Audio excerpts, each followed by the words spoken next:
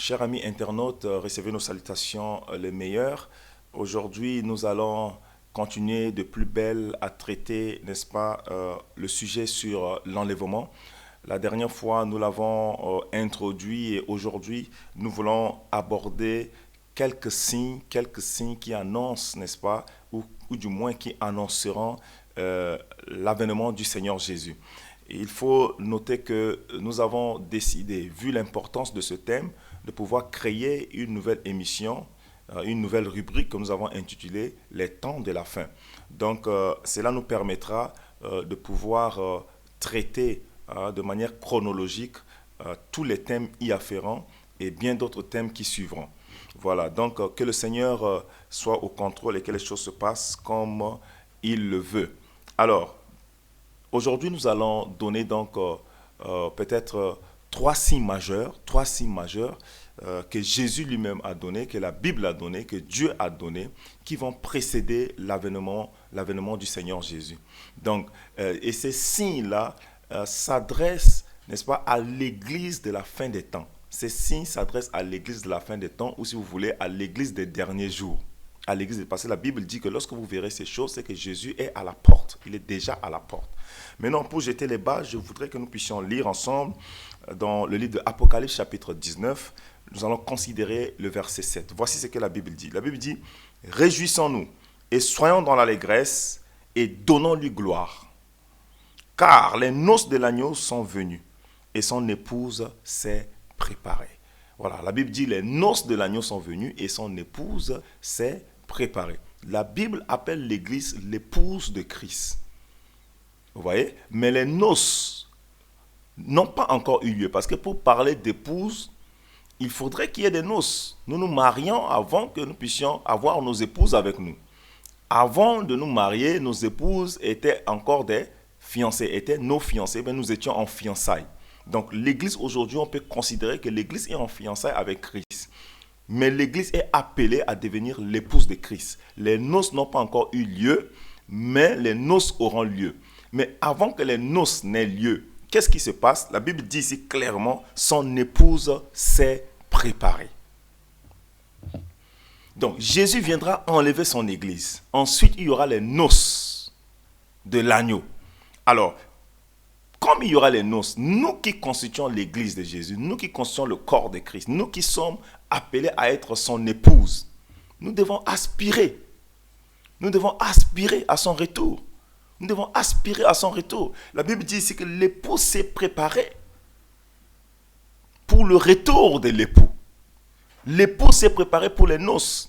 Si vous êtes enfant de Dieu, vous êtes né de nouveau, vous êtes régénéré, comment est-ce possible que vous ne puissiez pas aspirer au retour du Seigneur Jésus?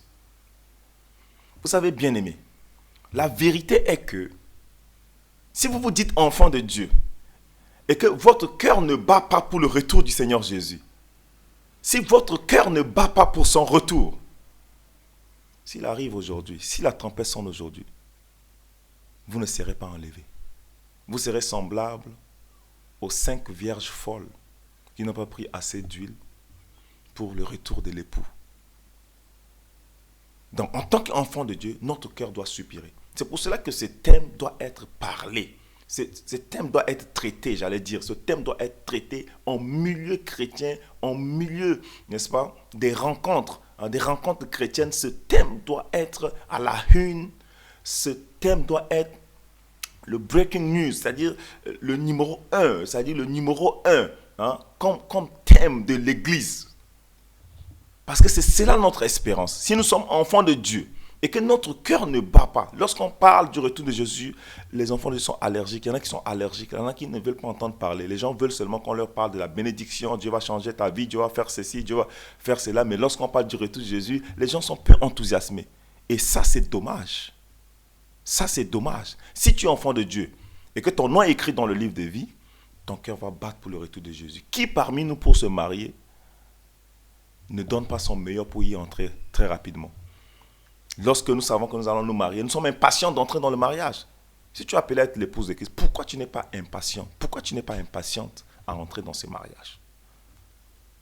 Ceci est une indication que peut-être vous n'êtes pas né de nouveau, vous n'avez pas expérimenté la nouvelle naissance.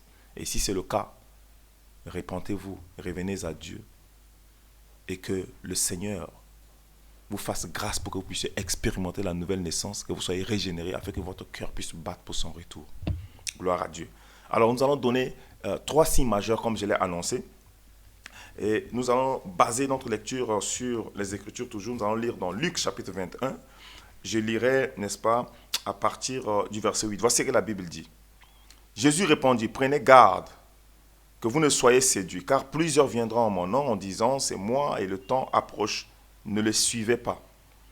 Quand vous entendrez parler de guerre et de soulèvement, dans Matthieu 24, il dit guerre et bruit de guerre. Quand vous entendez parler de guerre et de soulèvement, ne soyez pas effrayés, car il faut que ces choses arrivent premièrement. Mais ce ne sera pas la fin. Alors il leur dit, une nation s'élèvera contre une autre, et un royaume contre un royaume. Il y aura des grands tremblements de terre, et en divers lieux, des pestes et des famines. Il y aura des phénomènes terribles et de grands signes dans le ciel. Donc aujourd'hui, nous allons évacuer, n'est-ce pas, les signes dans la généralité au milieu des hommes, parce que nous allons essayer de les regrouper, les signes, pour faciliter la compréhension. Par exemple, les signes que Jésus a donnés ou Dieu a donnés par rapport à l'Église, par rapport à Israël, par rapport à la nature, par rapport au ciel, parce que là nous avons vu, il y aura des signes dans le ciel. Nous allons les aborder les uns après les autres. Mais aujourd'hui, nous allons rester dans la généralité, c'est-à-dire qu'au milieu des humains, des choses qui vont se passer d'une manière générale. La première chose que nous retenons ici, c'est la guerre.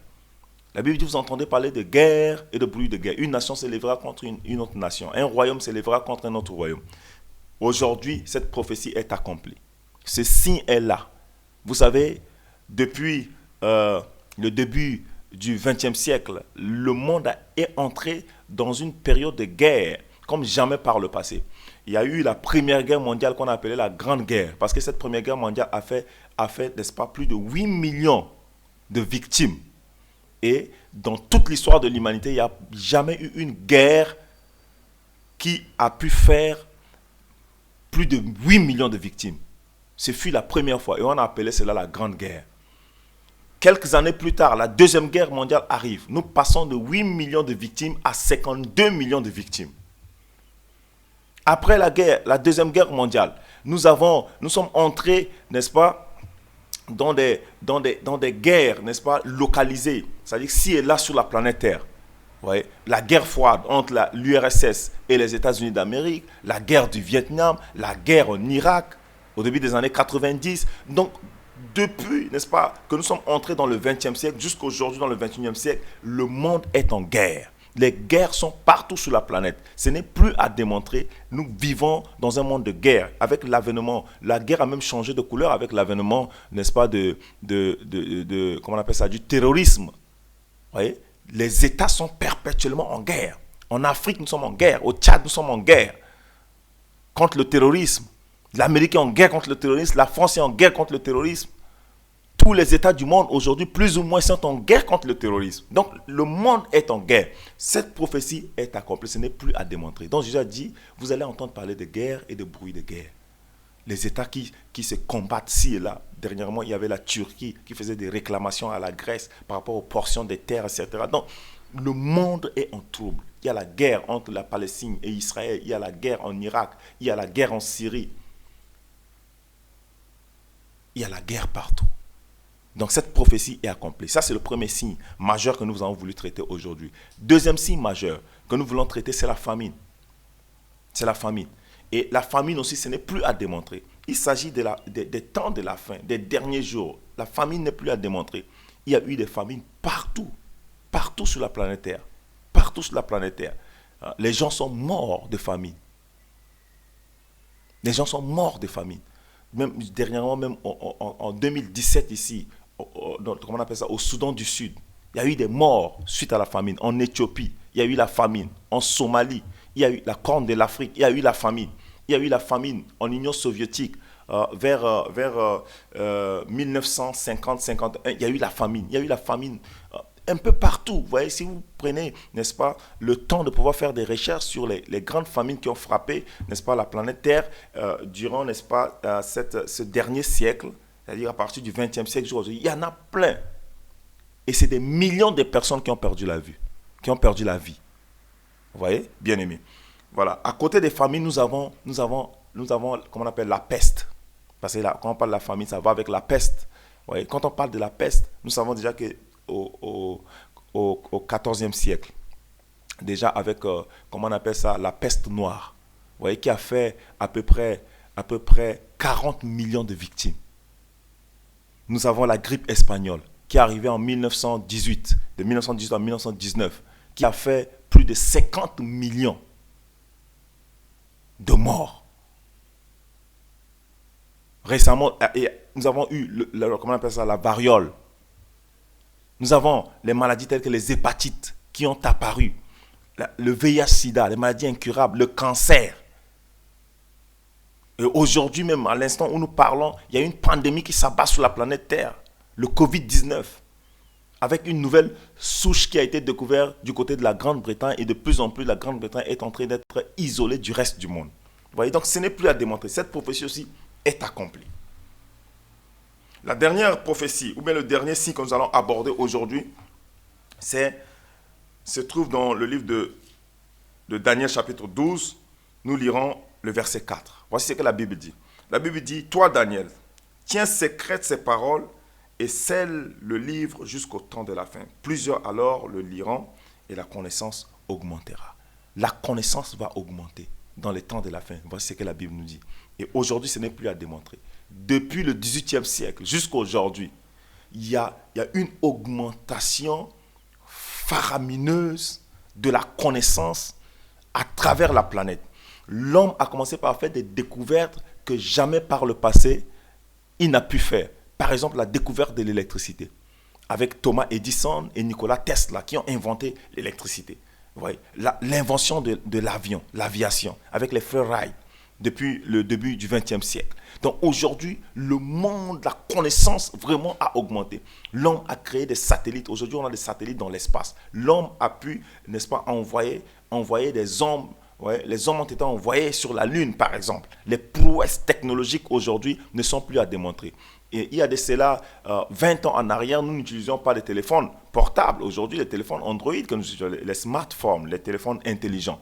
Mais aujourd'hui, nous avons les téléphones intelligents, nous avons Internet, nous pouvons voyager d'un point A à un point B en vol d'oiseau en quelques heures simplement sur des milliers de kilomètres. C'est une prouesse technologique, une prouesse. La connaissance a vraiment augmenté. La connaissance a augmenté et dans le séculier, dans le monde. La connaissance a aussi augmenté en ce qui concerne la connaissance de la parole de Dieu. Parce qu'aujourd'hui, les serviteurs de Dieu ont la grâce de Dieu de pouvoir mieux comprendre les Écritures que ceux qui nous ont précédés. Par exemple, vous voyez, certaines prophéties, par exemple, de la fin des temps, ceux qui nous ont précédés ne pouvaient pas bien les interpréter. Mais nous, aujourd'hui, vu que ces prophéties se sont accomplies, plusieurs d'entre elles se sont accomplies, nous pouvons voir clair à ce sujet. Vous voyez, donc la connaissance a augmenté véritablement. Ce n'est plus à démontrer. Frère, Jésus est à la porte.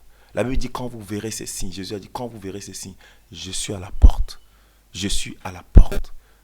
Mon retour prochain ne tardera plus. Bien-aimés, c'est une interpellation. Nous devons nous réveiller parce que les signes sont devant nous. Dans nos prochaines éditions, nous allons de plus belle aborder les différents signes pour que vous puissiez comprendre que franchement, nous sommes arrivés, n'est-ce pas, dans les derniers jours. Et la Bible dit que la génération qui verra ces choses ne passera pas. Ne passera pas. Nous allons de plus belle expliquer cela. Mais d'ici là, portez-vous bien. Que le Seigneur vous bénisse. Merci une fois de plus pour votre aimable attention. Shalom.